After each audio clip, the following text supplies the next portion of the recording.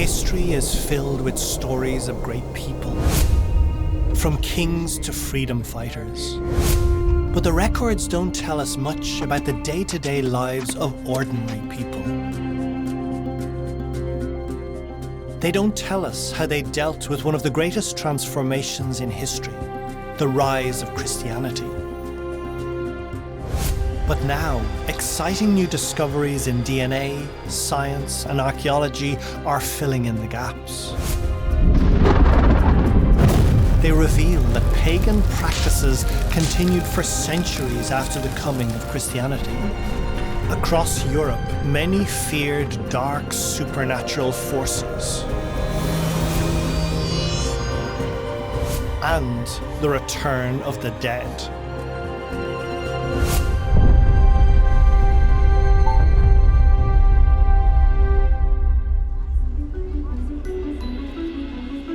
In the last 10 years, new advances in science and technology have enhanced our knowledge of the past like never before. Some of the most exciting research is in the field of genetics. Our genome is the sum of all our genes. It's the sum of all the DNA that we have in our cells. And what that contains is the blueprint for the organisms that we are. Using human remains from hundreds and even thousands of years ago, scientists can sequence the DNA of long-forgotten people, revealing fascinating information about how they lived and died. We start from scratch. We're trying to look for good samples that we're likely to get DNA out of. What we have to do is we have to ask archaeologists what sites are good, what sites are interesting, what questions should we even be asking. When it comes to the medieval period, with the building of roads and things and cutting across huge swathes of land, we have found dozens and dozens, hundreds of sites that we never knew existed before. One of the most intriguing sites is located on the shores of Lokey in the west of Ireland. This area is cloaked in myth and legend. Once, it was home to some of the most powerful clans in Ireland.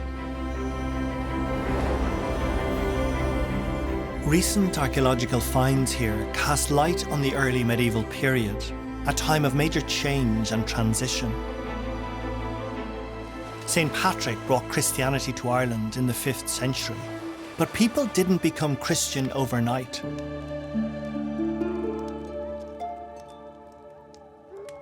It took a long time for them to surrender their old rituals and beliefs. 1,000 years ago, this island was called the Rock of Lokey. From here, a family called the McDiarmidis ruled much of the surrounding territory. Like other Irish lords, they worked hand in hand with the Christian Church to establish the new faith. And one of the greatest events to happen in early Irish history was the advent of Christianity, because Christianity did not just introduce a new religion, but it brought with it a complete culture of the Christian world. Patri, et Filii, et Spiritus Sancti. Amen. It influenced every aspect of life and influenced Irish thought in particular. And of course, the other thing that Christianity introduced to Ireland was writing and reading, and this was a new technology. And once the Irish started to write, they continued writing and produced vast amounts of material during the period sometimes referred to as the Dark Ages in Europe.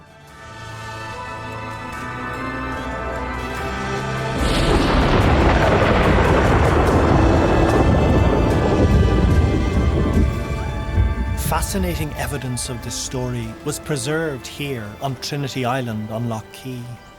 The island is now deserted, but these trees hide the remains of what was once a place of great learning and scholarship. At the Monastery of the Holy Trinity, the McDiarmidis sponsored an order of monks to take up residence and compile the historical records of the area. Living under strict rules of poverty, chastity and obedience, the monks chronicled events of major importance on a year-by-year basis. These records belong to a great body of literature known as the Annals. We are lucky in Ireland. We have a massive collection of annals. The annals are so called because essentially they recorded events on a yearly basis. The big events such as deaths of major people, reigns of kings, battles, and extreme weather. The Rock of Lokey was burned by lightning. 60 or 70 of distinguished persons were destroyed, along with 15 men of the race of kings and chieftains. There escaped not alive, but Cruchar mac Diarmada, with a very small number of the multitude of his people. The monks were bilingual. They wrote in Gaelic when recording local Irish history, and in Latin when compiling details about the church, its bishops and its popes. It seems that from a very early stage, the elites and the church leaders worked very closely together. Even just by the wealth of the church that we see as early as the 7th century, we can see that they gained such a foothold in society because they worked closely with the current power structures. I would ask a blessing.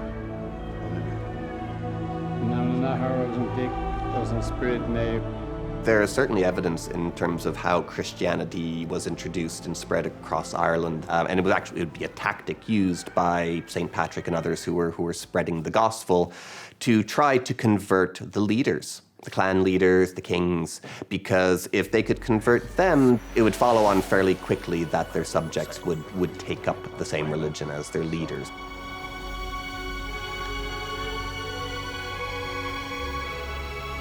For many years, the monks chronicled major events, not just around Lokey, but all over Ireland. They left an incredibly rich source of medieval history. But whose history is it? Scholars are beginning to understand just how one-sided the annals were.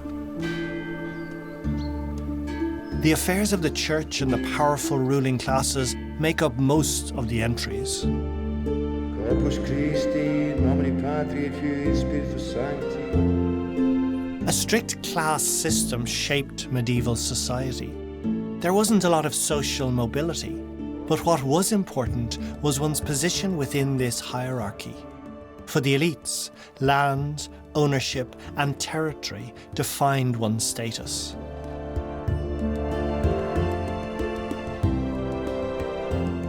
But these records don't actually tell us much about the ordinary people. They don't tell us how much or how little they subscribed to the new Christian faith, or how they lived, what they ate, who they loved, and how they died.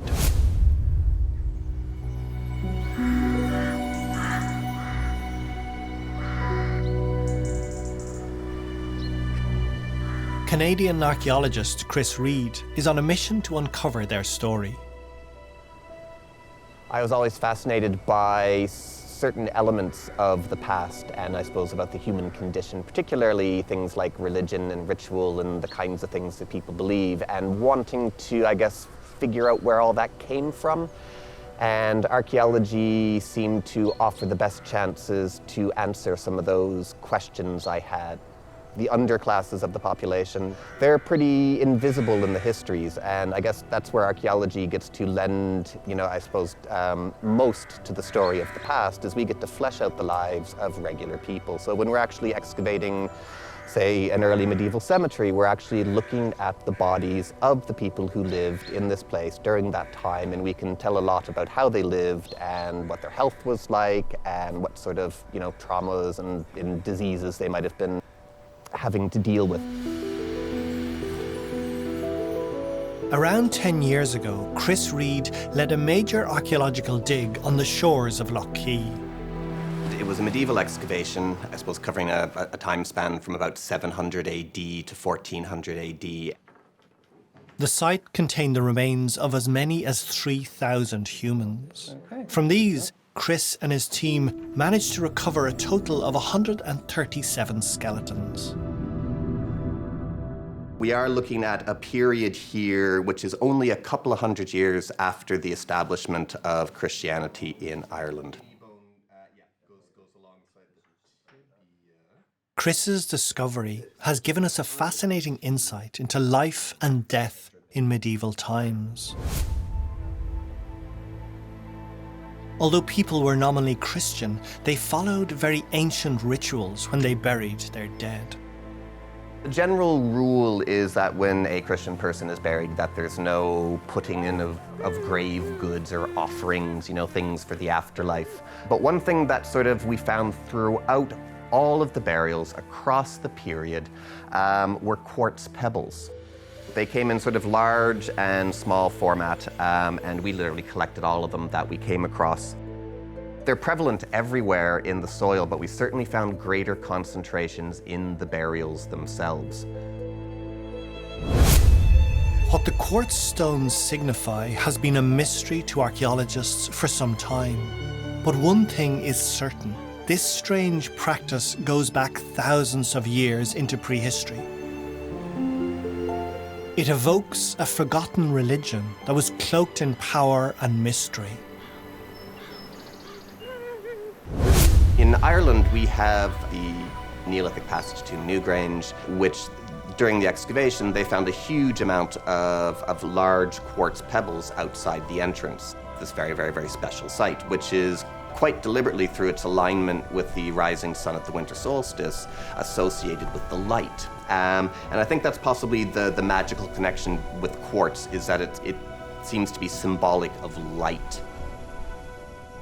So if you go visit any any cemetery in Ireland and you look at the rectangular grave plot as it sits in front of the headstone, you'll see white glass chippings.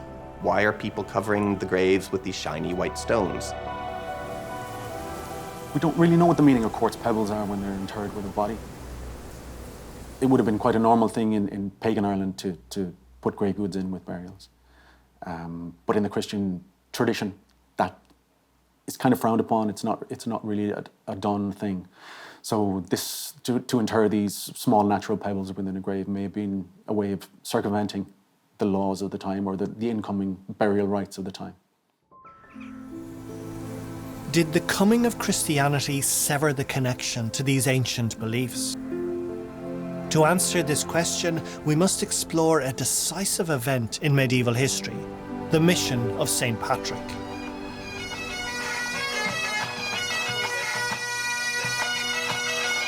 As the patron saint of Ireland, Patrick needs no introduction. His feast day, on the 17th of March, is celebrated by colourful parades all over the world.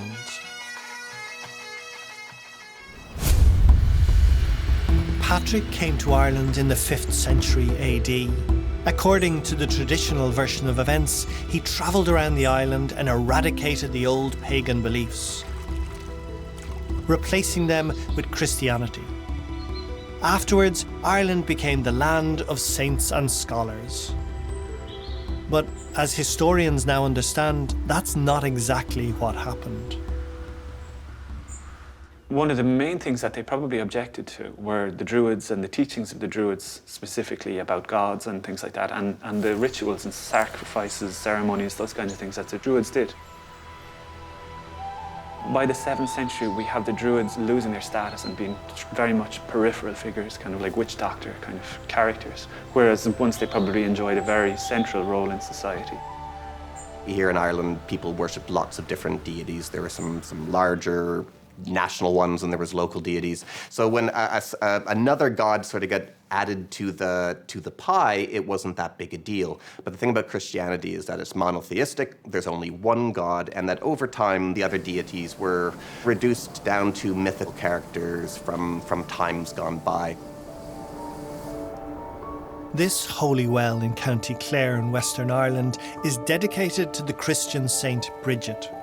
Her feast day is on the 1st of February, marking the beginning of spring.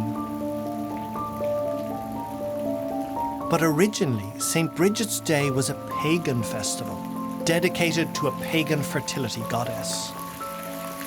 St. Bridget is a very well-developed Christian character, but her feast day falls on what was almost certainly a pre-Christian feast day, and there was a goddess known to the Irish and to the British as well, and possibly to the Gauls, who had the same name, Brigantia, the Exalted One.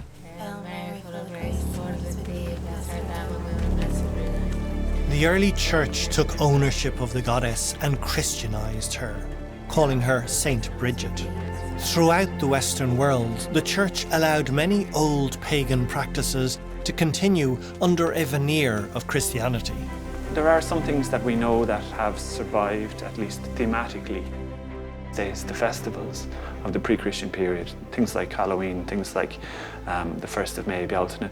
Those are important days in the year. How they were celebrated in ancient times is difficult to say, but I think the themes survive. And you know, the theme of the end of harvest, moving from summer into winter, that's an important juncture. It's an important point for an agricultural people.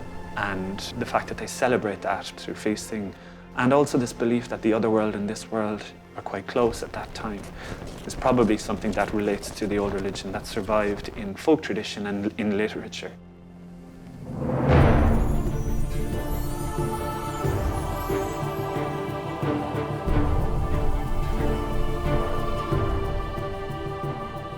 Rathcruan in County Roscommon was once the most important royal site in the west of Ireland.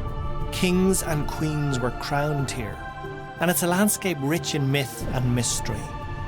This ancient complex contains as many as 240 separate archaeological sites, encased within just 2.5 square miles.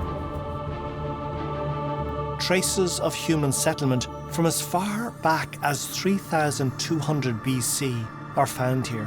In it is one of Ireland's most important prehistoric sites. It's the royal site for Connacht. It's the western prehistoric capital in a sense. And the reason for it, in many respects, is very simply down to the quality of the land that's out there. So it's a limestone-rich plateau with a good soil cover, which is brilliant for raising cattle and for grazing animals.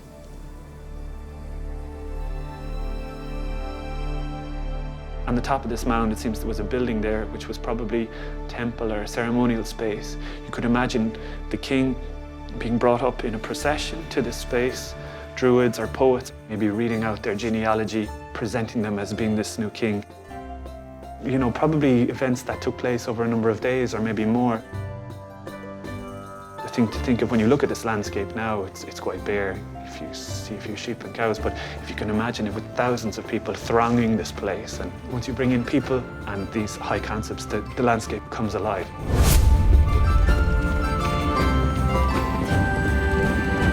When St. Patrick went on his mission to Ireland, he headed for Rathcruan. Its role as a gathering place went back for many centuries, as did its association with the local rulers. And eventually, these rulers embraced Patrick's Christian religion. It's not a flicking of a light switch. There's a whole conversion period. And Patrick's said to have baptised 2 daughters of the High King of Ireland, Eithne and Fidelma, and they're said to have been baptised at a well site on the eastern slopes of Rathcruan. So the fact that St. Patrick is regarded as coming to Rathcruan in order to baptise those of a pre-Christian faith, that action is perhaps a continuation again of the pre-Christian activity of assemblies, of gatherings, of fairs taking place at the summit of Rathcruan Mound. By the 7th century, we see in documents that the church was very sophisticated and very well organised. However, we also see that pre-Christian elements survived for many centuries after the formal establishment of the church. In ancient times, people gathered on hilltops all over Ireland to celebrate a great harvest festival, Lunacy. Lunacy was once a very widespread festival in Ireland, a festival in honour of Lu, who was this important god to the pre-Christians. And this is the beginning of the period, the first of fruits are ripening, when crops will be harvested. It would be games, dancing, celebration.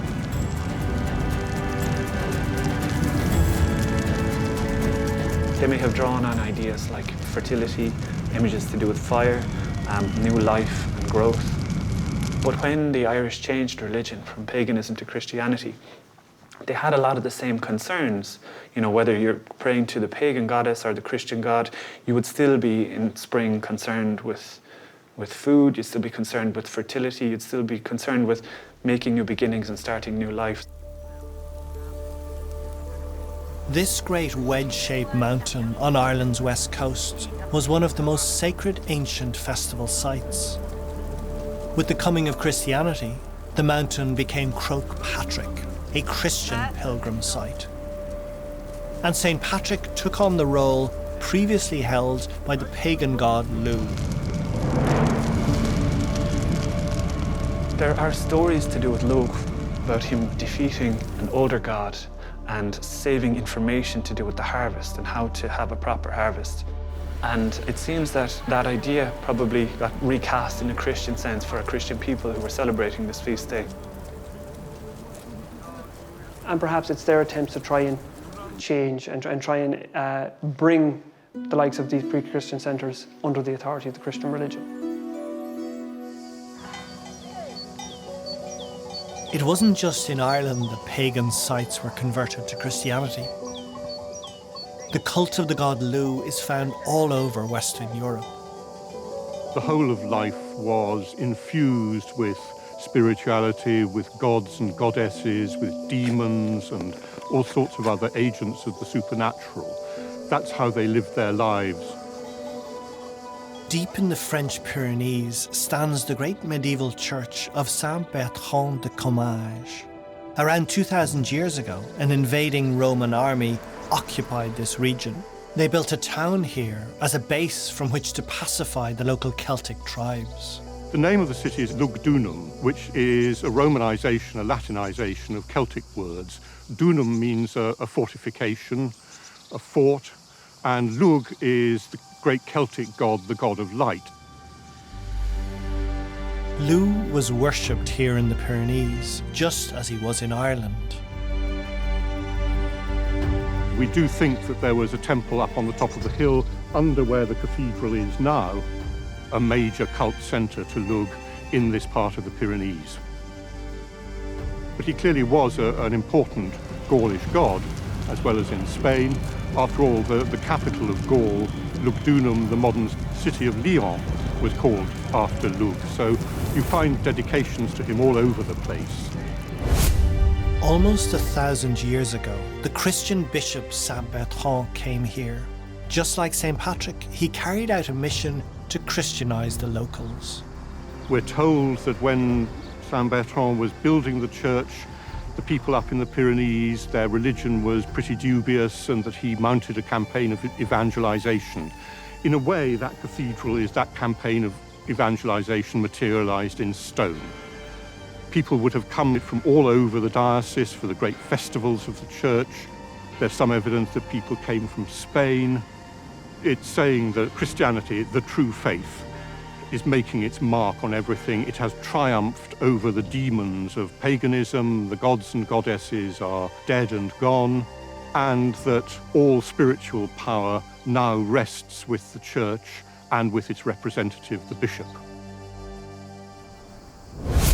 And yet pagan influences still lingered on. The limestone plateau of the Burren in County Clare is one of Europe's most distinctive landscapes. Deep in this stone wilderness stands the imposing medieval fort of Caherconnell, built around the 10th century AD. A massive circular dry stone wall surrounds the stone fort. Caherconnell is a prime example of the kind of circular fortification that predominated in Ireland over 1,000 years ago. And to this day, it remains a powerful and imposing sight on the landscape. The fort was home to an elite family, probably the O'Loughlyns, known as the Kings of the Burren. But what about the ordinary people? They weren't buried in prominent sites.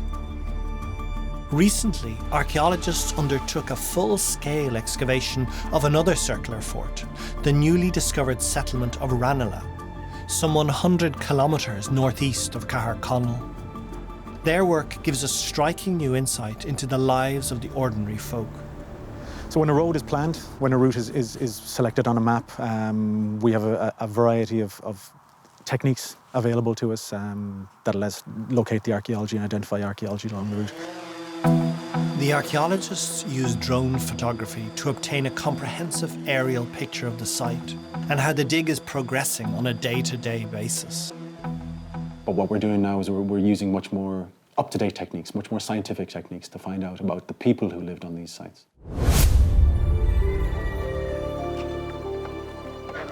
The excavations revealed a ring fort, the most common type of settlement in Ireland at the time.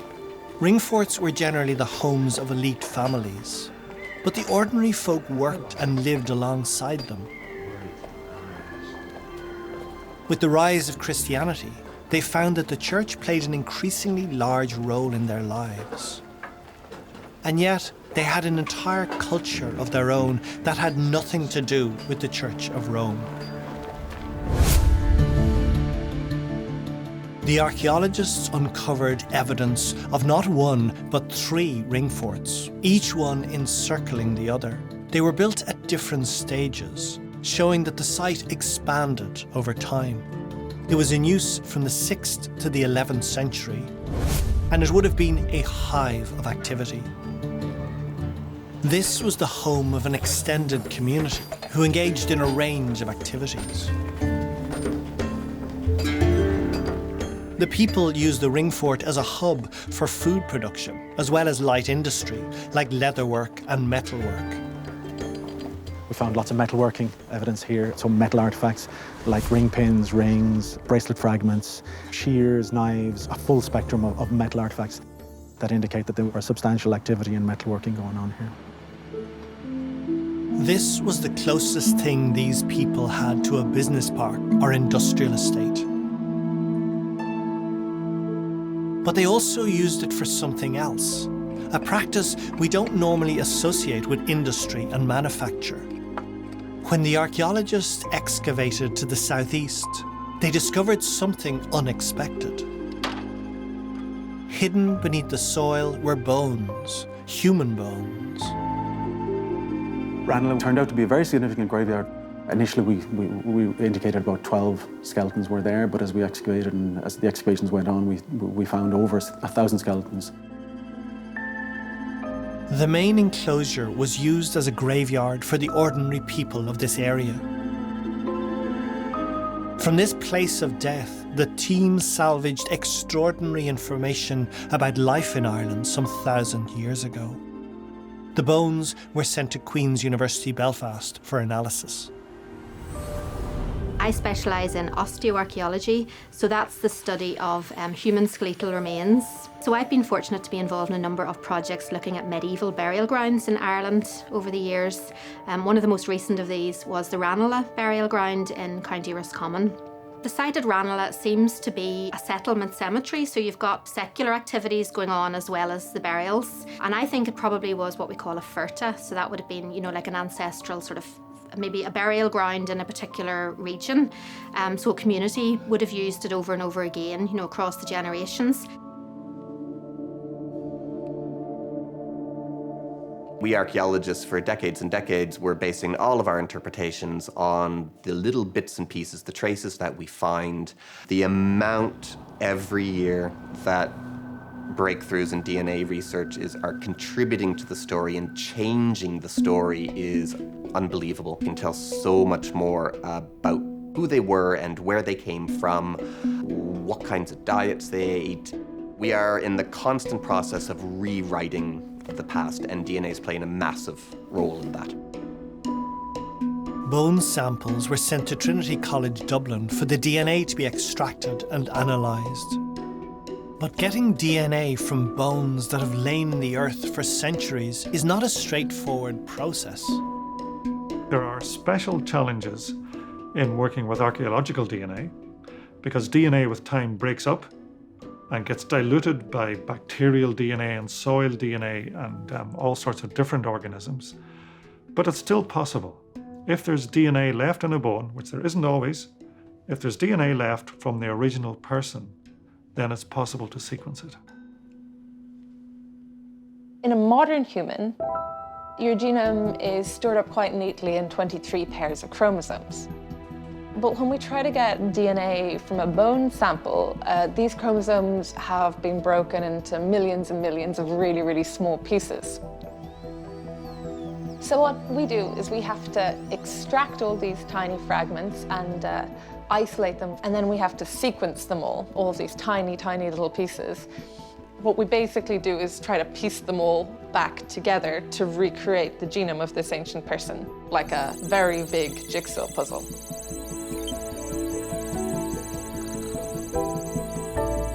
Human genomes differ only a very, very small amount from one another. So I'd say it's sort of like having the jigsaw box that you already know what the picture should look like. The team managed to solve the jigsaw, sequencing the DNA of several adults and children that were buried at Ranelagh. Their findings backed up the archaeologists' hunch that this was a closely knit community. But its members suffered all sorts of afflictions, and many died young. In terms of the osteology, there were some really interesting features at Ranelagh. So one of them was a lot of children had died. There was a few of the burials were particularly poignant because, you could just sense the loss, of the living who buried the dead.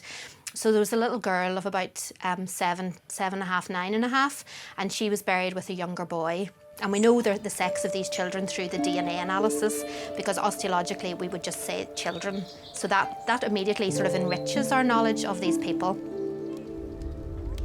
The evidence suggests that mothers were often malnourished and that they kept their babies indoors to protect them.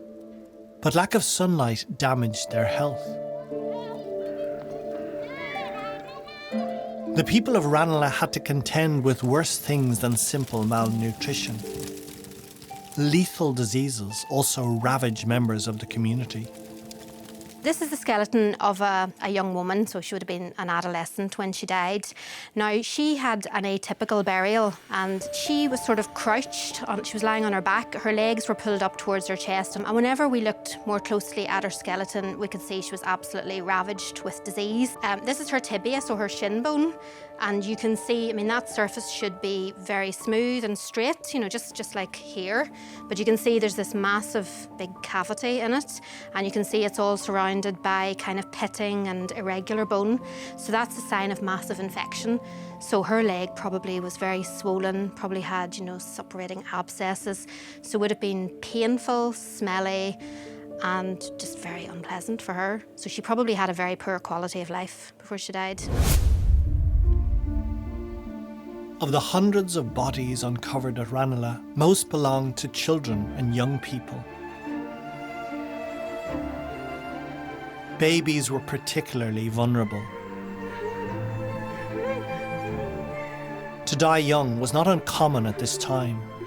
Indeed, not many people lived past the age of 35 or 40.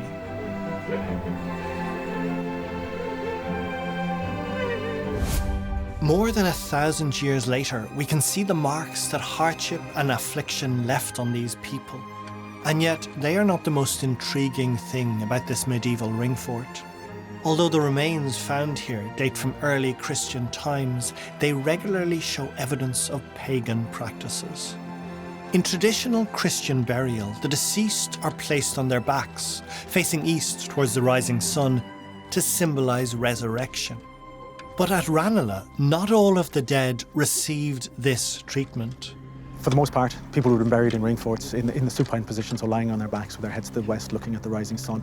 On occasion, we see variations of those unusual burials where people are buried in different ways. In Ranelagh, we had one individual, a woman, who was buried with her knees crunched up to her chest in a very compact burial. We also had some burials where the bodies were buried with their faces to the ground.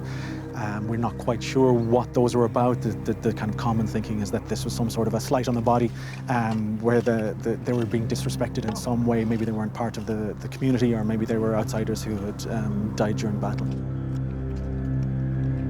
Another burial signalled that two male members of the community had an unusually close relationship. One particular burial at Ranelagh was of two men. buried together with their arms around each other. And it may be a simple situation that these men were close friends in life. We know that they were close age when they were buried. A young adult male, and he was buried alongside an adolescent boy. So the boy was about sort of 16, so, you know, he's an older teenager. And again, they were sort of wrapped around each other. They were both sort of looking into each other, and they're sort of lying slightly face downwards. But whenever you looked at the positioning of the arms, they were again sort of fully embracing. DNA analysis showed that the two males were distant relatives, and it's possible they were foster brothers. Fosterage was common practice in medieval Ireland, and foster brothers could be very close. But there may also be another explanation. We do have to sort of pose the question, you know, maybe there was a sexual aspect, you know, maybe they were lovers.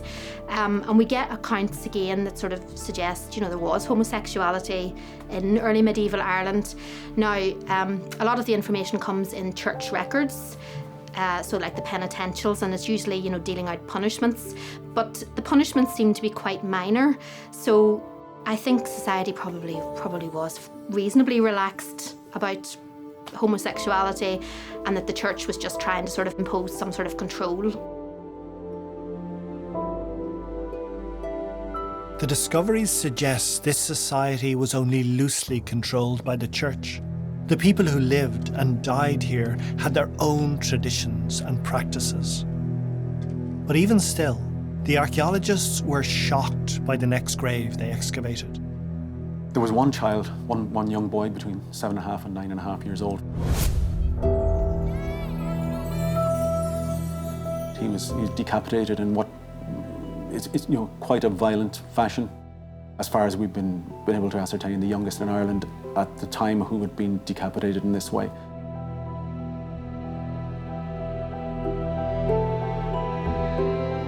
This is the remains of the 7.5 to 9.5-year-old boy. So you can see this is the second, third and fourth neck vertebra, and you can see a clean cut here through the back of the vertebra. And the second one also has evidence of nicks, you know, caused by the sharp weapon. And they've extended to the side of his mandible as well. So he probably had his head tightly bent forward and was, you know, hit from behind. We interpreted this as formal execution, and because the cuts were pretty severe, you can see that there's actually again a cut right across his mandible, and you can see little nicks at the back. So that probably all happened in a number of blows. Children were very heavily protected under the laws of the time. To do this kind of violence to a child would have been, you know, would have drawn a very severe penalty from the lawmakers of the time.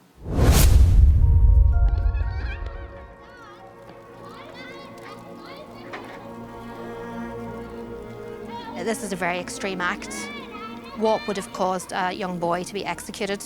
I think it's perhaps something to do with getting to the adults in his life as a way, you know, of really hurting them by killing a child. We have no way of knowing, to be honest with you.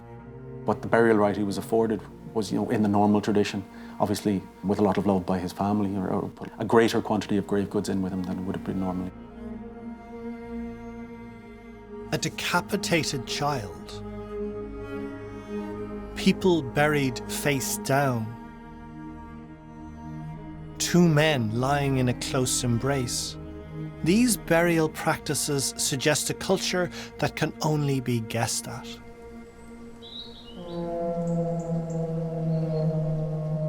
The early medieval people had many traditional beliefs that the church did not sanction.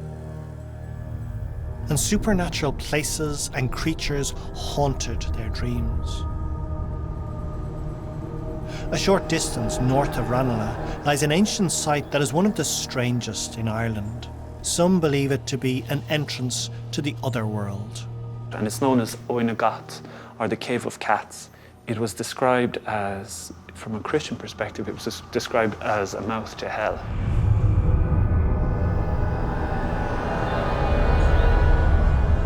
This notion of the otherworld itself as a concept is something that we see portrayed in different ways. Sometimes it's an underworld realm, and in others it's almost seen like a space that surrounds our space.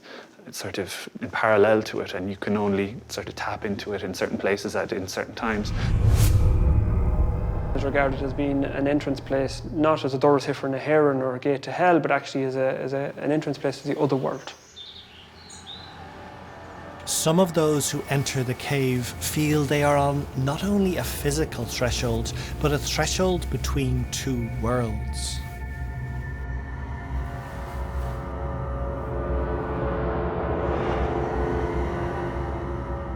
Such feelings are heightened by the cave's unusual appearance. A narrow fissure through the ground, enclosed by limestone walls that look almost like the ribs of a giant creature.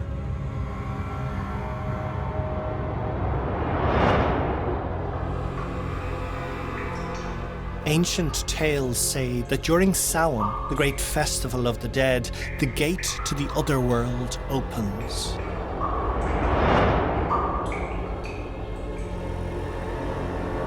Samhain is the point in time in which we see the liminal time between autumn and winter. It's the changeover from the time of harvest and into the time of coldness, of deadness, of lack of growth.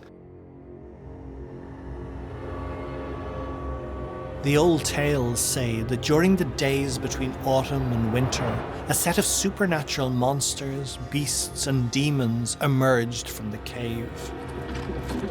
We have stories of the war goddess, the Moriachan, coming out of there on Halloween and riding around in her chariot at this great festival of Samhain, this juncture point between summer and winter, and the time when the other world was closest to our world.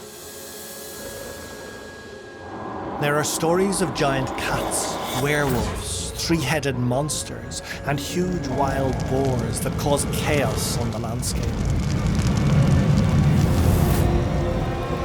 With the coming of Christianity, the church attempted to assimilate the cave of cats into the new religion. Around the 9th century, the church claimed that the cave was not a gateway to the pagan otherworld, but the entrance to the Christian underworld, to hell.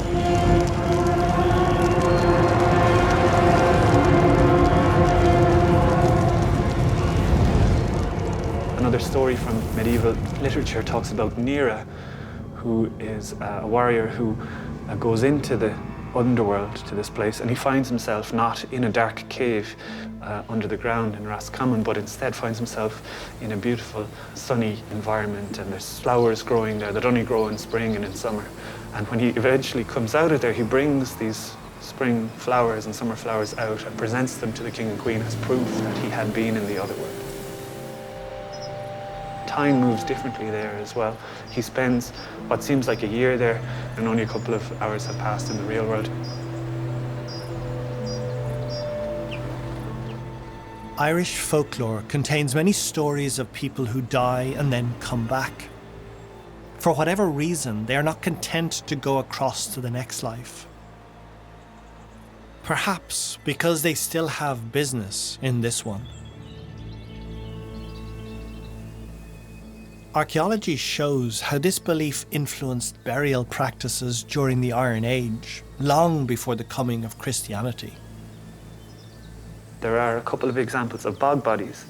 These are bodies that are found preserved in the bog, evidence of having been physically tied to the ground. The man that was found in Gala in County Galway had two shafts of wood that were stuck in either side of him, and the idea was that these were to bind him to the ground. In Old Croghan, he had piercings through his biceps where they put ropes through, and it's thought that they were for physically restraining him to the ground. So the implication is you don't tie them down unless you think they're going to get up. We have evidence from a number of different bog bodies that, well, the general interpretation is that they were ritual killings and that they were intentionally put into the bog, and in some cases restrained or weighed down with stones because they were powerful beings and thus in danger of coming back or, causing havoc in people's lives.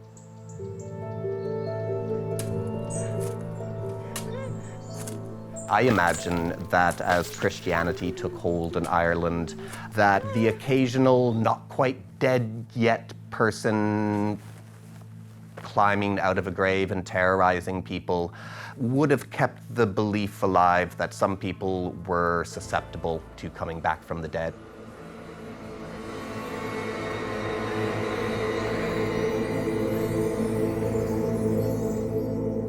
Chris Reid has found fascinating evidence to confirm that this belief persisted in Christian times. Some years ago, Chris investigated a forgotten cemetery near Lokey and made a shocking discovery. He brought the remains to his college laboratory for analysis. We had a number of interesting burials that you would classify as deviant burials. What we mean by deviant is not that the people were deviant, but that the burial itself, in terms of some of its characteristics, deviates from the norm. Two most interesting one of those includes one of the individuals we have laid out in front of us here. It was clear that the burial was anything but Christian. Each of the skulls had a large stone inserted in its mouth. The jaw was propped open, and this was intentionally set in quite solidly. There's no question that it fell into the mouth or anything like that. It was very definitely positioned into the mouth. And the burial beside it had an even larger stone, this one much more angular, wedged into the mouth, and is so large that it would have dislocated the jaw to make it fit, basically. They were both clearly inserted after the individuals had died. There's no indication that this was done while they were living. This is one of the few instances where archaeologists have discovered human skulls with large stones in their mouths. To Chris Reid, it suggests a strange and powerful ritual. When somebody dies, their spirit, their soul, leaves their body with their last breath. And the mouth is the orifice through which that happens, right?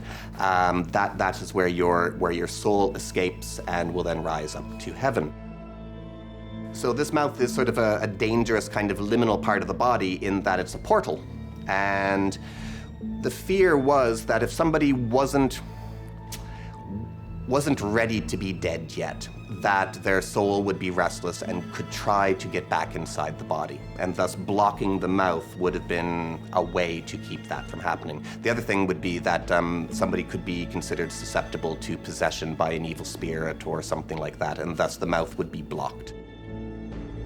There is a tradition in Europe which seems to go right back to do with the idea of burying certain people in a particular way, which seems to imply that you don't want them to rise again. In a Viking grave in Denmark, the body of a woman was treated even more strangely. Those who buried her placed two large boulders directly on top of the body, almost certainly because they thought she would rise from the dead. They may have feared that the woman was a sorceress with supernatural powers.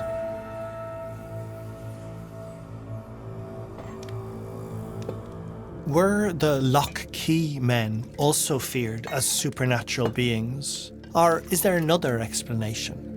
We know, for example, there's a 5th century graveyard in Italy, so a couple of hundred years before these Irish burials, where there was a young girl who had a stone shoved in her mouth in the very same way. And the thinking was that it was perhaps a Plag Grave.